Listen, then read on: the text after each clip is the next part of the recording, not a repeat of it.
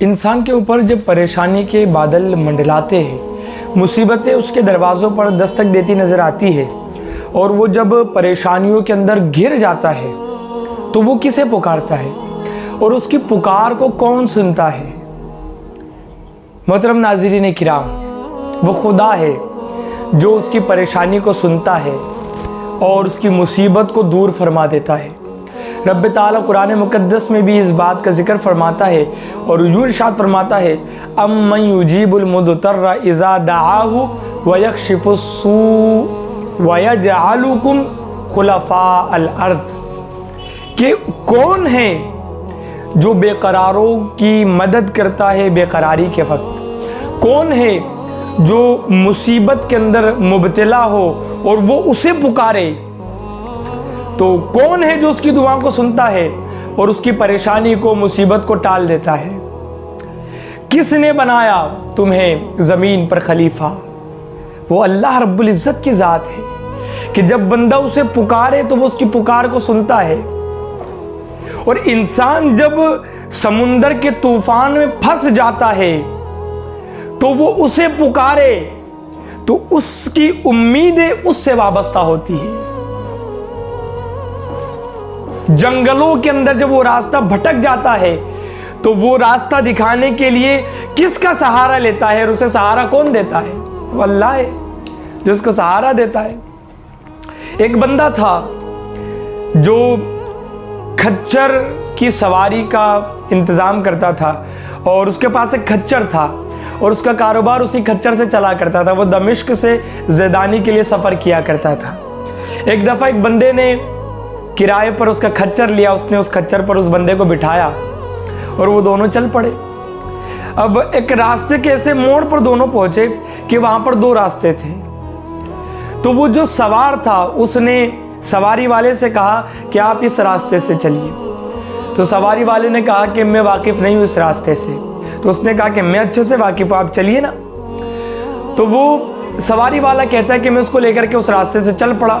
अब जब हम थोड़ी आगे चले थे कि हम क्या देखते हैं कि आजू बाजू बस झाड़ी ही झाड़ है, पेड़ ही पेड़ है और जंगल के बीच में हम दोनों पहुंच गए और आगे कोई रास्ता ही नजर नहीं आता।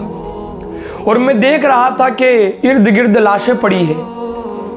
तो वो जो सवार था उसने मुझसे कहा कि बस मुझे यहीं तक पहुंचना था, आप सवारी को रुकाइए। अब वो बंदा तो डर गया एकदम, लाशें है, रास्ता नजर नहीं आ रहा, और वो बंदा रुक गया। उसने अपना लिबास सही किया उतरने वाले ने और छुरी निकाली अपने लिबास में से, और छुरी उसने जैसे ही निकाली तो बंदा कहता है कि मैंने अपना सामान भी छोड़ दिया, अपनी सवारी खच्चर को भी वहां पर छोड़ दिया और मैं भागने लगा। लेकिन उसने मेरा ताक़ुब किया, मेरे पीछे आया और उसने मुझे पकड़ लिया। अब पकड़ने के बाद मेरी गर्दन पर उसने छुरी को रख दी।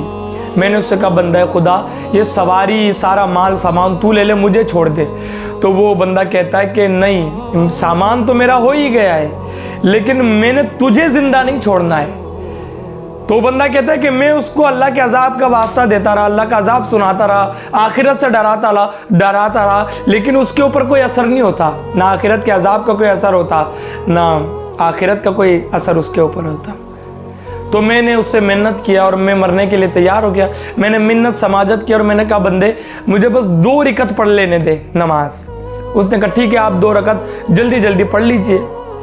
ये बंदा कहता है कि मैंने अल्लाह अकबर कहकर हाथ बांधा, खुदा की कसम मेरी ज़बान पर कुरान की कोई आयत आ ही नहीं रही थी। बस मैं दहशत से मुंह बंद कर कर खड़ा रहा। फिर अचानक मेरी ज़बान पर यह आयत जारी हो गई, अम्मन युजीबुल मुद्तर्रा इज़ा दआहु व यक्शिफुस्सू व यजअलुकुम खुलफाअल अर्द। कौन है जो बेकरारों की बेकरारी के वक्त मदद करता है? कौन है जो मुसीबतों के वक्त मुसीबत को दूर करता है? कौन है जो परेशान हाल की दुआ को सुनकर उसकी मुसीबत को टाल देता है?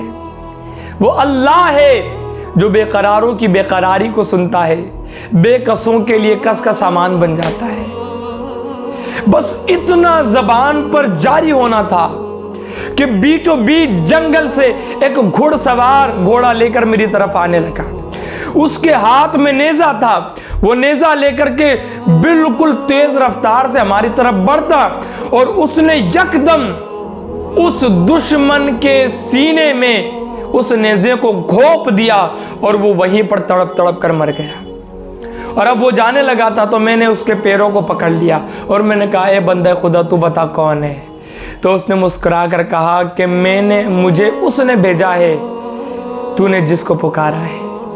मुझे भेजने वाला वो है जिसके सामने तूने अपनी परेशानी को बयान किया था। ये बंदा कहता है कि मैं एकदम से सजदे में चला गया, अल्लाह का शुक्र अदा करने लग गया। तो मुसीबत हो तो उसे पुकारे, परेशानी हो उससे सवाल करे 2 रकत नमाज पढ़ करके।